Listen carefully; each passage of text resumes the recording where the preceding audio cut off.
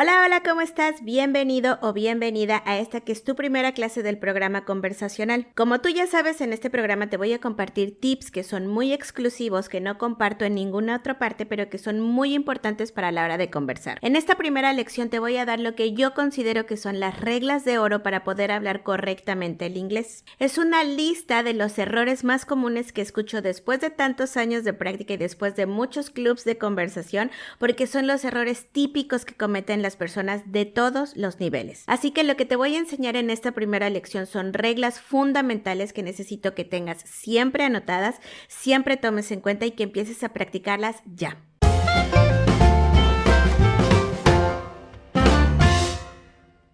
Regla número 1. En inglés no existen las oraciones que tengan verbos sin sujetos, a menos que sea una situación muy especial que en un momento te voy a compartir. Pero en inglés, siempre que vayas a hablar, tus oraciones tienen que tener esta forma: sujeto, verbo y complemento. No puedes empezar directamente con el verbo sin poner un sujeto. Y la razón es porque en inglés los verbos en realidad no nos dicen nada. Si tú en español dices corro en las mañanas, estudio inglés, la única persona posible que puede realizar esa acción es yo, porque nunca dirías tú corro o ellos estudio. Entonces los verbos en español sí me indican quién está realizando la acción. En cambio en inglés, si tú dices run in the morning, study English, hay un montón de posibilidades de quién podría estar realizando esta acción. Puede ser I run in the morning, you run in the morning, we run in the morning, they run in the morning. Las posibilidades son muchas, entonces los verbos no me dicen nada. Por eso es que en inglés siempre tiene que haber un sujeto que me indique quién está haciendo la acción. Así que acuérdate que nunca puedes empezar una oración con un verbo solito sin decir quién lo hace, a menos que sea esta situación. Primero, si tú estás dando una orden como sit down, close the door, open the window,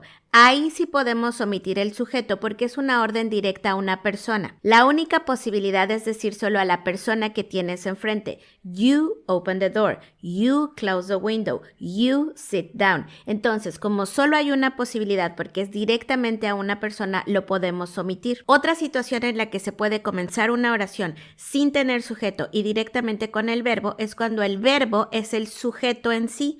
Lo más importante de esta oración es el verbo. Pero ojo, cuando esto sucede, el verbo tiene que terminar en ing. Por ejemplo, en esta oración: shaking hands in Mexico is not permitted anymore because of the COVID. Significa que saludarse de mano en México no está permitido por el momento por el COVID. Si te fijas, shaking hands es la acción y es el sujeto de esta oración. Es lo más importante, por eso empecé desde ahí. Pero shaking termina en ing. Así que esa es la primera regla. Nunca puede haber verbos sin sujeto. Siguiente regla. Ya que entendiste que tus oraciones siempre tienen que tener la forma de sujeto, verbo y complemento, lo siguiente que hay que hacer es recordar que cuando estás en una conversación siempre vas a utilizar esa fórmula. Lo que vas a hacer después es utilizar estas expresiones para conectar tus ideas. Puedes utilizar and, que significa y, but, que significa pero, because, que significa porque, then, que significa luego, so, que significa entonces, later, que significa más tarde, finally, que significa finalmente, actually, que significa de hecho. Una conversación de verdad tendría la siguiente forma: yesterday I went to the movies. Then I had dinner with my family. Finally I went home. Si te fijas, son tres ideas separadas con sujeto, verbo y complemento que al final solo se conectan con estas expresiones. Y básicamente eso es lo mismo que hay que hacer en presente, en pasado, en present continuous, en lo que sea. Siempre aplicamos la misma regla. Siguiente regla. En inglés, todas las oraciones negativas necesitan un auxiliar, con excepción del verbo to be. Por ejemplo, I don't study English. I can't play the piano. You didn't watch TV. You didn't call me yesterday. You haven't studied for the exam. Ahora, con todos los verbos de acción siempre voy a necesitar un auxiliar, pero el verbo to be no lo necesita. I'm not a doctor. She's not my best friend. We're not at home. Y recuerda que no se pueden mezclar, o es una estructura o es la otra. Pero nunca diríamos algo así: we don't are at home. Recuerda que el verbo to be no necesita ningún auxiliar. él solito se puede cambiar a negativo. Siguiente regla. Ya que establecimos que no puede haber oraciones que tengan verbo y no tengan sujeto, hay que recordar que cuando estés hablando de algo que sea solamente un objeto, algo en singular y que sea diferente a una persona, siempre lo vamos a representar con it. Aplica para objetos, animales, pero también para cosas abstractas. Si estás hablando algo como el amor, el calor, el hambre, el cansancio, aplica también que sea un it. Y cuando tú los vas a describir, cuando los vas a combinar con descripciones, nunca vayas a decir cosas como esta. It's beautiful, it's nice, it's interesting, it's cool. Y es un error muy común porque en español sí podríamos decir es bonito, es grande, es pequeño, es interesante. Pero en inglés, otra vez, no puede haber verbos y mucho menos el verbo to be sin un sujeto. Por eso, cuando estamos hablando de algo diferente a una persona, siempre y cuando sea singular, le ponemos un it. It's nice, it's beautiful, it's interesting. Siguiente regla. Esta es una regla muy importante, sobre todo de pronunciación, que no viene en los libros y que no se enseña generalmente, pero que es muy común que la escuches en la vida real. Ya dijimos que en inglés existen un montón de auxiliares que en negativo utilizamos contracciones como estas. Don't, didn't, doesn't, haven't, isn't, can't, etc. Hay un montón de expresiones como esta que cuando se convierten a negativo la juntamos con la palabra not, le quitamos la O y se convierte solo en un apóstrofe. Pero debes de recordar que a la hora de la pronunciación esa T que está después del apóstrofo no se pronuncia. Así que tendrías que decir oraciones como estas. I don't study English. I don't study English. I can't play the piano. I can't play the piano. I didn't watch TV. I didn't watch TV. You aren't my best friend. You aren't my best friend. En conversaciones reales, la T no suena. Ahora, siempre hay una pregunta que me hacen. ¿Qué va a pasar con este auxiliar? Can y can't. En conversaciones reales ya dijimos que generalmente la T se omite. Entonces la pronunciación va a quedar muy parecida al positivo. Así que ¿cómo lo vas a diferenciar? Pues se va a diferenciar por el contexto y además la entonación, que son súper importantes para sonar más naturales. Si fuera positivo, yo diría algo así. I love music. Actually, I can play the piano. Si te fijas, por el contexto y por la entonación, puedo deducir que esta oración es positiva. En cambio, si yo digo algo como esto, I don't like music at all. Actually, I can't play the piano. Por mi entonación y mi contexto, puedes deducir que esta oración es negativa. Siguiente regla que es súper importante, que todo el tiempo escucho gente cometiendo errores como estos. A veces te preguntan algo así, ¿Are you Mexican? Lo correcto sería decir Yes I am or No I'm not. Do you study English? Yes I do, no I don't. Did you go shopping? Yes I did, no I didn't. ¿Puedes notar cuál es el patrón en estas oraciones? Así es, siempre te tienes que fijar que la misma gramática que se usa en la pregunta es la misma gramática que se usa en la respuesta. Y a veces escucho cosas como esta. Can you play the piano? No I don't. Ahí hay un error. Porque cuando yo pregunto Can you play the piano, estoy preguntando por tus habilidades. Si yo hubiera dicho Do you play the piano, estoy preguntando por tus rutinas. Y no son lo mismo, aunque se parezcan. Entonces, siempre tienes que estar muy atento a las preguntas porque la misma gramática que se usa en la pregunta es la misma que tú tienes que utilizar en la respuesta. Can you play the piano? No, I can't. Do you play the piano? Yes, I do.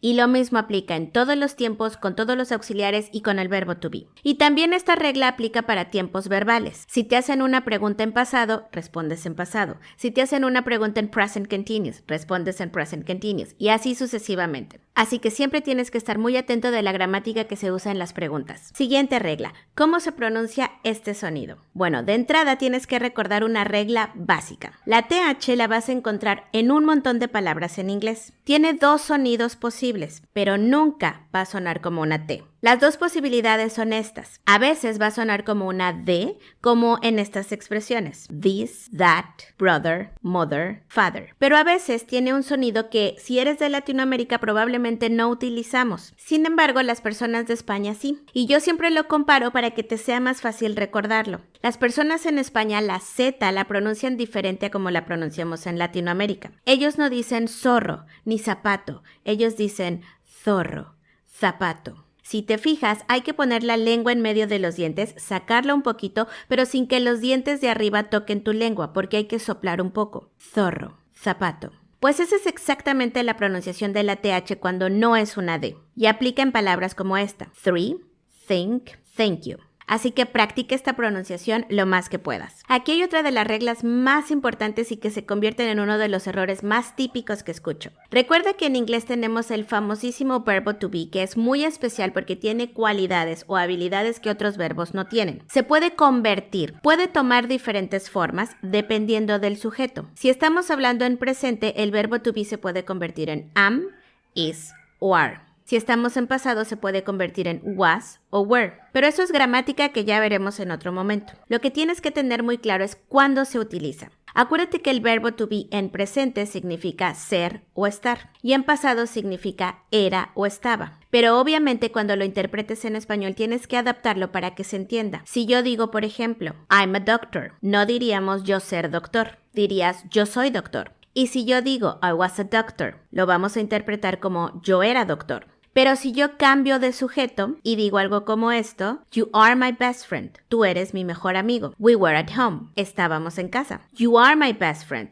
tú eres mi mejor amigo. We are at home, nosotros estamos en casa. Y lo mismo en pasado, you were my best friend, tú eras mi mejor amigo. We were at home, nosotros estábamos en casa. Si te fijas, siempre es el verbo ser o estar, pero lo vamos adaptando dependiendo del sujeto y dependiendo del tiempo. Ahora, ser o estar se utiliza para situaciones y descripciones, nunca para acciones. Por eso no podemos decir cosas como estas. I'm practice soccer. She's study English. Porque no podríamos decir, yo soy practicar soccer. Yo estoy practicar soccer. Ella es estudiar inglés. Ella está a estudiar inglés. ¿Ya viste que no tiene sentido? En cambio, si hay una situación en la que podríamos utilizar verbo to be y verbos de acción, siempre y cuando se cumpla esta regla, que el verbo to be va acompañado de un verbo de acción que termine en ing, porque ahí la interpretación es diferente. Los verbos que terminan en ing y que están acompañados del verbo to be en español se interpretan como ando,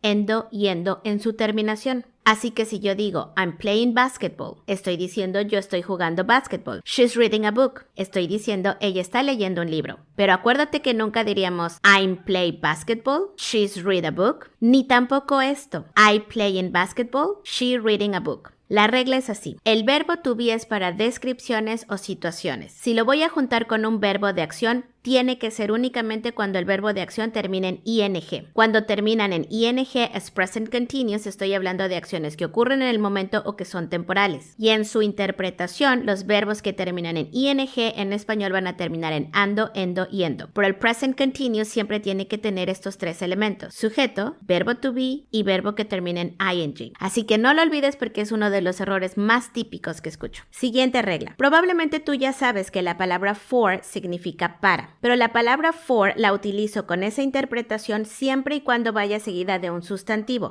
es decir, objetos, animales, personas, etc. Yo puedo decir algo como esto: for you, for my mother, for the teacher, for the house, for us. Pero si tú quieres decir para y después un verbo, como esto por ejemplo, para escribir, para estudiar, para dormir, para trabajar, entonces utilizamos la palabra to. Mira este ejemplo. I study English to live in Canada. Yo estudio inglés para vivir en Canadá. I do exercise to be healthier. Yo hago ejercicio para ser más saludable. Siguiente regla. Cuando tengo verbos en presente, sobre todo los verbos que indican tus preferencias como love, like, prefer, want, hate, si tú lo vas a usar seguido de un verbo, recuerda que estos dos verbos se tienen que separar con la palabra to. Por ejemplo, yo amo bailar. I love to dance. Nunca diríamos I love dance. Yo odio estudiar. I hate to study. Nunca diríamos I hate study. Así que acuérdate de esta regla. Dos verbos en presente siempre tienen que estar separados por la palabra to. Ahora, hay otra opción para que puedan estar juntos, pero hay que cumplir una condición. Yo puedo decir I love to dance o I love dancing, pero I love dance nunca. ¿Y cuál es la diferencia? La diferencia es mínima, casi significan lo mismo. La única diferencia es que I love to dance indica que yo amo esta actividad y que además la repito con cierta regularidad. En cambio, I love dancing indica que yo hago esta actividad, pero tal vez casi nunca lo hago. Pero ten cuidado porque hay una situación en la que los significados sí son diferentes. Y esto aplica con el verbo stop. Si yo tengo una oración como esta: I stopped to drink soda y I stopped drinking soda, el significado es muy diferente. Cuando yo digo I stopped to drink soda, es que estaba haciendo otra actividad y me detuve para tomar refresco. En cambio, cuando yo digo I stopped drinking soda, es que yo dejé permanentemente de tomar refresco. Así que no los vayas a confundir. Siguiente regla muy importante para no confundirse. Acuérdate que el verbo like no siempre significa gustar. A veces lo utilizamos para describir o para comparar. Fíjate en estos ejemplos. What do you like? ¿Qué te gusta? Oh, I like pizza, I like pasta, I like hamburgers. Y mira esta pregunta. What's your mother like? No estoy preguntando qué le gusta a tu mamá, porque esa pregunta sería What does your mother like? Mi pregunta cuando es What's your mother like? Si te fijas, ahí hay una contracción que me indica que ahí está el verbo to be. Entonces, cuando like va acompañado del verbo to be, ya no significa gustar.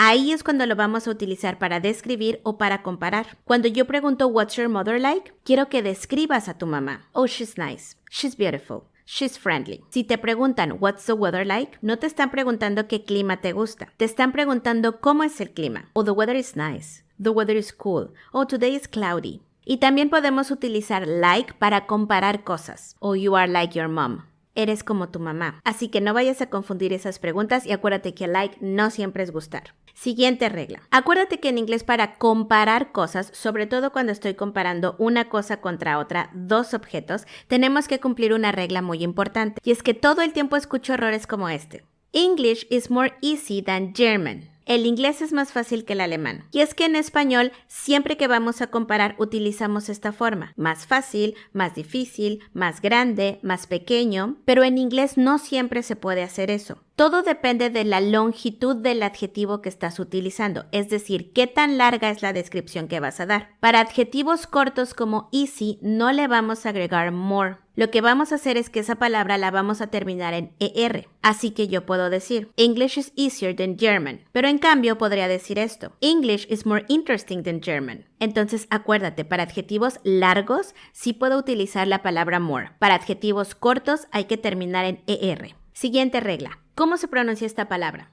Y aquí hay diferentes opciones y diferentes reglas que aplicamos, pero lo que sí debes evitar son estos errores. The generalmente va a cambiar su pronunciación dependiendo de la palabra que venga después. Si después de the tienes una palabra que comienza con consonante, suena casi como una E.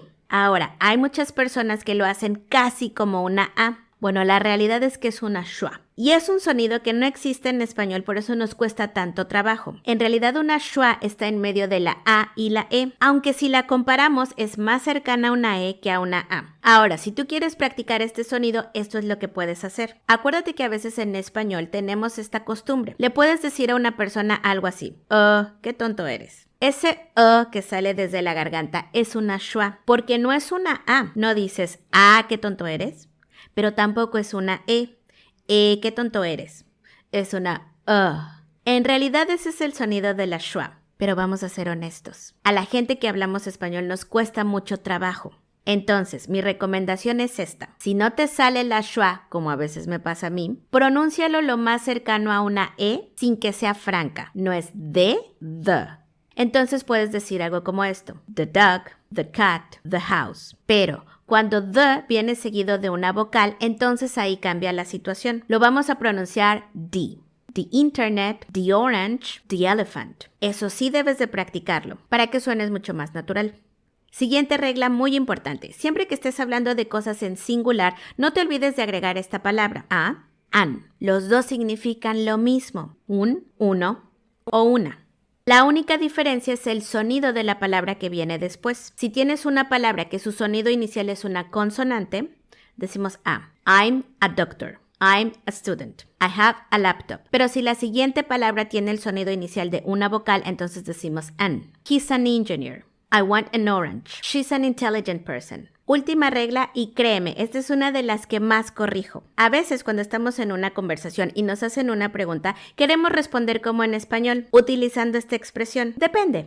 Y muchas personas dicen cosas como esta. Depending. O a veces dicen esto. It depends of the situation. Ok, la expresión correcta en inglés es esta. It depends on the situation. It depends on the situation. Así que acuérdate porque esta es una de las más utilizadas. Y te voy a dar una extra. Acuérdate que en inglés, cuando estamos hablando de cosas relacionadas con el internet o con dispositivos electrónicos, la preposición correcta es on. Nosotros no estamos in the internet ni in the cell phone. Estamos on. Porque en realidad estamos encima, sobre la superficie de estos dispositivos.